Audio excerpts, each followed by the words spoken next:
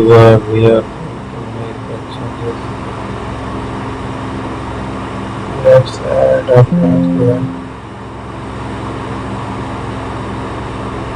So we will make the designs here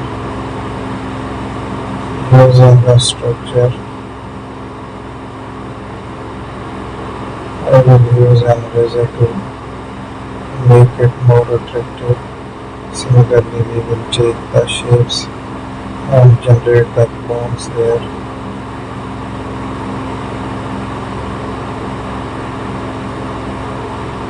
I will find a different option.